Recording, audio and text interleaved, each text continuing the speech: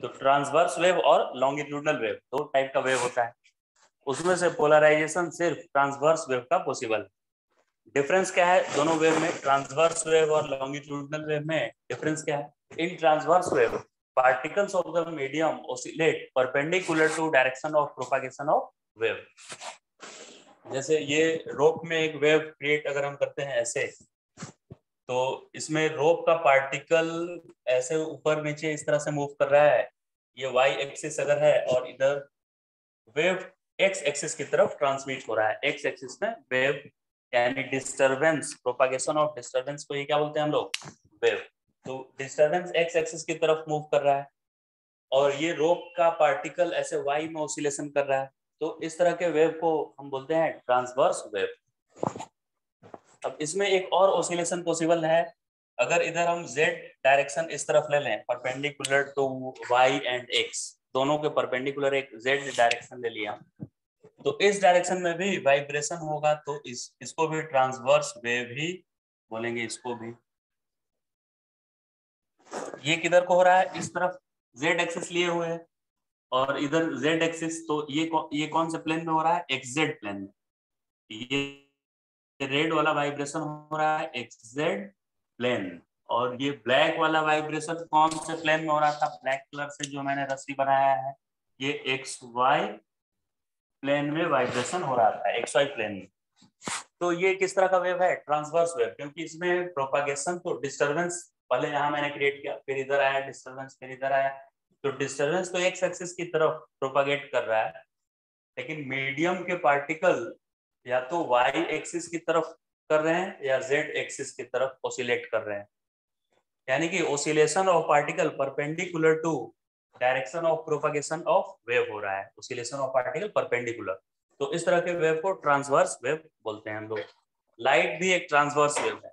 Longitudinal wave कैसा wave होता है? लॉन्गिट्यूडनल वेव एक स्प्रिंग के जैसा, अगर एक स्प्रिंग को इधर हम फोर्स अप्लाई करें या डिस्टर्ब करें, तो उसके ऐसे दो पार्ट्स के बीच का डिस्टेंस कहीं पे कम हो जाएगा, यानी इसको हम बोलते हैं कंप्रेशन हो गया, और कहीं पे स्प्रिंग में इलोंगेशन आ जाएगा, फिर से कंप्रेशन हो गया इसमें, फिर इलोंगेशन आया, फिर से ऐसे कंप्रेशन, फिर से इलोंगेशन।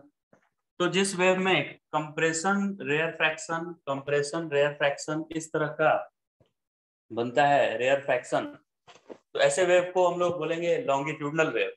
क्योंकि अभी मैंने यहाँ डिस्टर्बेंस क्रिएट किया, कुछ देर के बाद ये जो डिस्टर्बेंस था वो यहाँ पे आ गया है, कुछ देर के बाद यहाँ पे आ गया, तो डिस्टर्बेंस हॉरिजॉन्टल डायरेक्शन में प्रोपागेट किया। और ये स्प्रिंग के जो पार्टिकल्स हैं वो भी ऐसे ही ऑसिलेट किए हॉरिजॉन्टल डायरेक्शन में ही।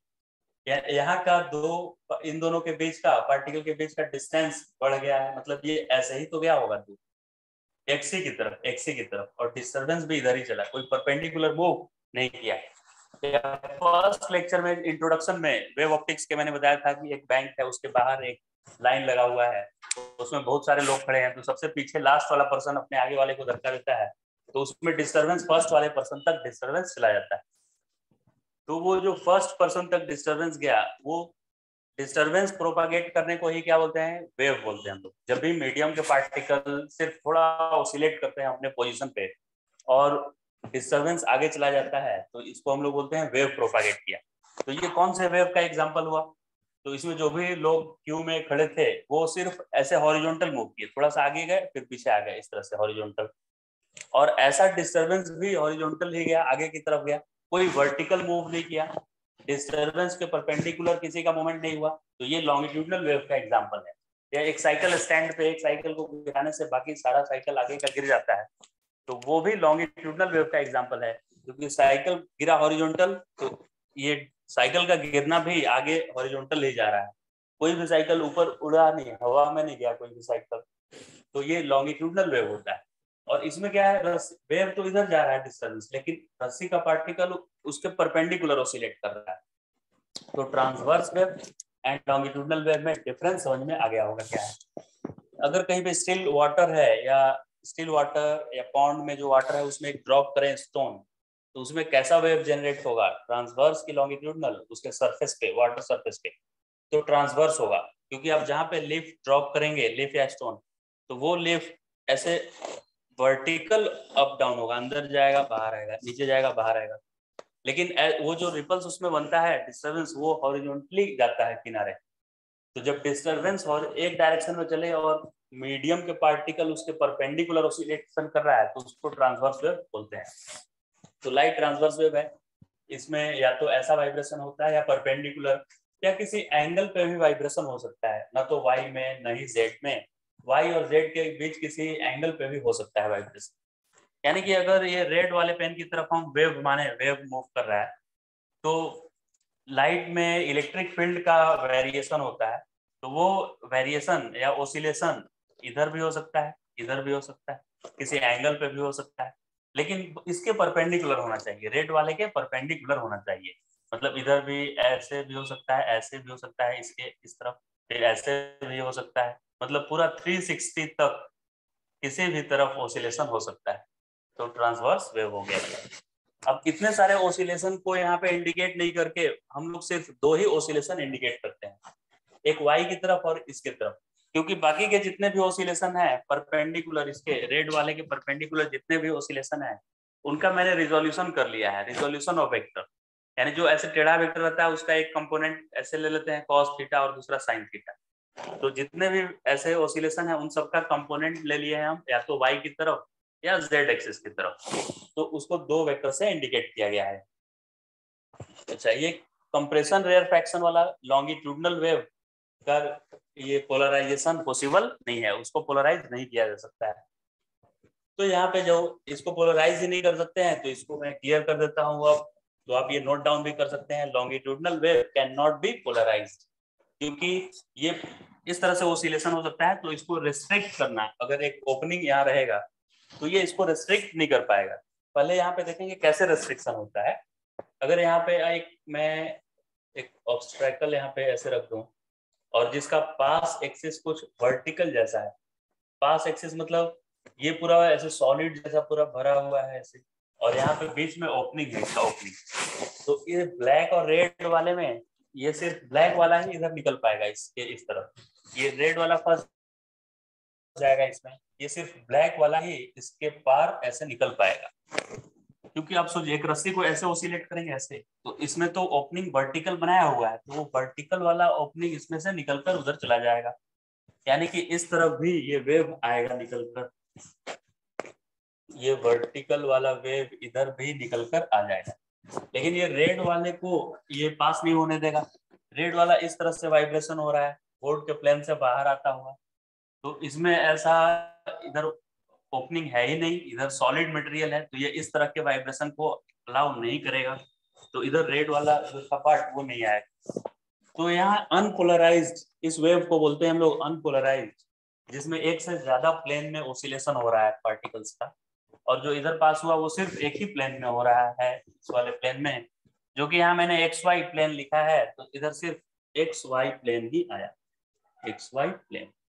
तो ऑल प्लेन के वाइब्रेशन को सिर्फ एक ही प्लेन में ये पास होने दे रहा है, तो इधर वाले वेव को हम लोग बोलते हैं पोलराइज्ड वेव। ये इस वेव को बोलते हैं जिसमें बहुत सारे डायरेक्शन में ओसिलेशन हो रहा है, अनपोलराइज्ड वेव। और इस डिवाइस को जो ये अनपोलराइज्ड को पोलराइज बना रहा है इसको पोलराइजर बोलते हैं। और ये लॉन्गिट्यूडनल वाला क्यों पोलराइज नहीं हुआ, क्योंकि उससे तो ऐसा ओसिलेशन हो रहा था स्प्रिंग में कंप्रेशन रेयर फ्रैक्शन, तो उधर तक स्प्रिंग एक ही स्प्रिंग होता है ऐसा, तो यहाँ पे कंप्रेशन रेयर फ्रैक्शन होता है, तो वो इधर भी चला जाता, क्योंकि वो परपेंडिकुलर ऐसे हो ही नहीं रहा है कि ये ब्लॉक करेगा उसको, तो इसीलिए लॉन्गिट्यूडनल वेव का पोलराइजेशन नहीं होता है।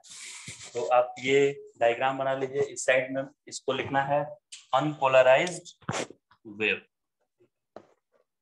अनपोलराइज्ड वेव, और इस डिवाइस को बोला जाता है पोलराइजर, और इसको बोलेंगे पोलराइज्ड वेव और प्लेन पोलराइज्ड, ये एक ही प्लेन में ओसिलेशन हो रहा है इसका, तो इसको प्लेन पोलराइज्ड वेव भी बोलते हैं, plane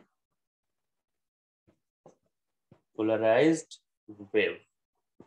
So you can write it down in your notebook. तो एक्सप्लेन कर देता हूँ जो डेफिनेशंस है। अनपोलराइज्ड वेव और पोलराइजर और पोलराइज्ड वेव। अनपोलराइज्ड का क्या है, vibrations are present in all possible directions perpendicular to wave propagation. Wave propagation X axis की तरफ है, एक्स एक्सिस की तरफ। और पार्टिकल्स का वाइब्रेशन अभी हम रस्सी के लिए समझ रहे हैं, रस्सी वाला वेव समझ रहे हैं, और लाइट भी रस्सी वाला जैसा ही होता है, वो भी ट्रांसवर्स वेव ही है। तो अगर वेव इस तरफ जा रहा है, रस्सी का पार्टिकल को यहाँ डिस्टर्ब किए और बहुत लंबा रस्सी था, तो उसमें यहाँ का डिस्टर्ब था, कुछ देर के बाद यहाँ का रस्सी डिस्टर्ब होगा, तो क्या डिस्टर्बेंस इधर प्रोपागेट कर रहा है एक्स एक्सिस की तरफ। लेकिन मीडियम के पार्टिकल्स उसके परपेंडिकुलर ऑल पॉसिबल डायरेक्शन में वाइब्रेट करेंगे। Vibrations are present in all possible direction perpendicular to wave propagation. ये लिखना जरूरी है, परपेंडिकुलर टू वेव प्रोपागेशन की ट्रांसवर्स वेव की बात हो रही है।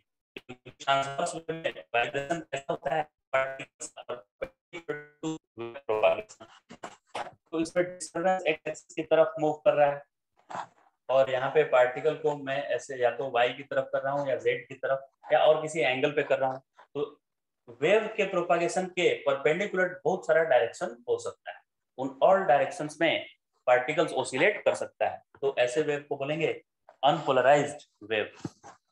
Polariser is a device which polarizes unpolarized wave. ये भी आप लिख लीजिए, polarizer is a device which polarizes an unpolarized wave. और पोलराइज्ड वेव क्या है, तो पोलराइज्ड में एक ही डायरेक्शन में सिर्फ वाई एक्सिस की तरफ, ये अभी ऊपर था, कुछ देर के बाद इधर का नीचे आएगा पार्टिकल, तो ओनली एक ही डायरेक्शन में, सिर्फ वाई डायरेक्शन में ही हो रहा है, ओनली इन वाई। पोलराइजर क्या हो गया, एक डिवाइस जो कि अनपोलराइज्ड को पोलराइज कर रहा है, device which polarizes and unpolarized light. और इसमें देखते हैं प्लेन पोलराइज्ड वेव क्या हो गया, वाइब्रेशंस आर प्रेजेंट। किसका वाइब्रेशन, मीडियम पार्टिकल्स का वाइब्रेशन।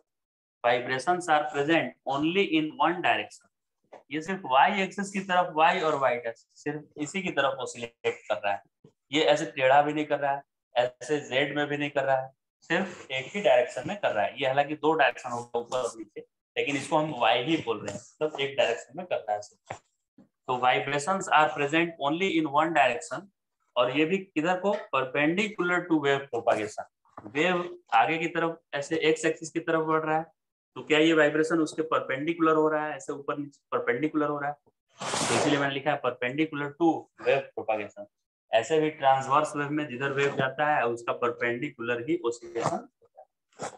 तो आप मुझे समझ गए होंगे कि पोलराइज्ड अनपोलराइज्ड वेव क्या है और पोलराइजेशन क्या होता है। अनपोलराइज्ड वेव को पोलराइज्ड करना ही पोलराइजेशन कहलाता है, ठीक है।